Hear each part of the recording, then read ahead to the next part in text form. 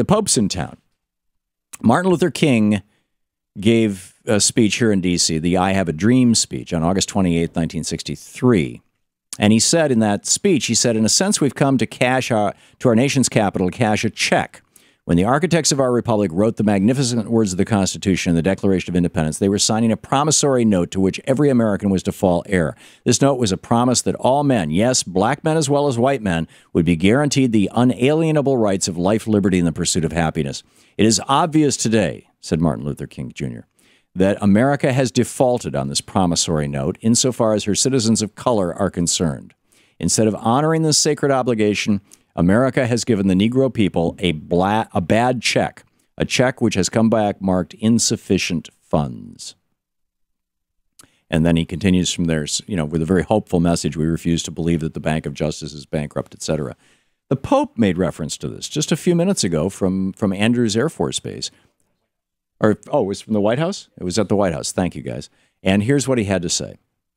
To use a telling phrase of the Reverend Martin Luther King, we can say that we have defaulted on a promissory note, and now is the time to honor it.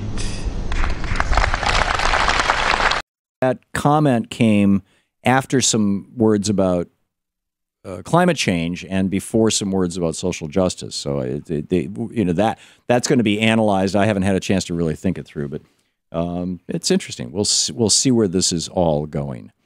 Rich in Calumet, Michigan. Hey, Rich, what's on your mind? You know that gentleman you had speaking a little bit earlier? Yeah, Gianna Caldwell. I was out in the other room, and I was making some breakfast, and I was absolutely dumbfounded. I had no idea if he was an African-American or a white folk or anything like that. And he sounded like your atypical, spoiled, rich, white guy, old moldy white guy. Yeah. And I was just, it blew me away. It's like, how can you justify? It's all through the Bible. I mean, what's the yeah. I can't speak for Gianno, but as you, yeah, as you probably figured out when you walked into the room and saw his picture on your TV, Gianno's a young African American, and as far as I know, he's not rich. So, but he's a real entrepreneur. I mean, he's really making his way in the world, and I think that there's this whole theology, not liberation theology. The theology of wealth that apparently he's bought into too. Anyhow, Rich, thanks for the call. Diego in Pueblo, Colorado. Hey, Diego, what's up? Hey, Tom. Boy, haven't these Republicans had a tough few years? Yeah.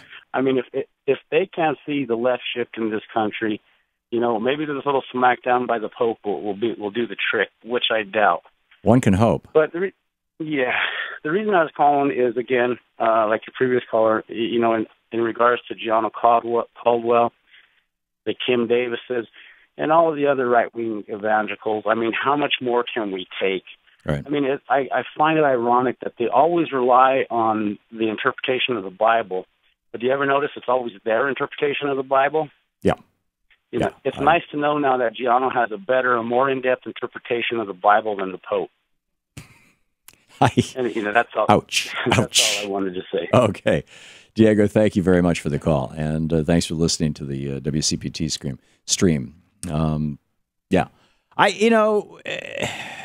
If a rich person, if a person who commits their lives to making and acquiring money wants to also pretend that they are Christian, and I can say this as a Christian, I suspect Jews and Muslims would say the same thing, and Buddhists and Hindus and whatnot.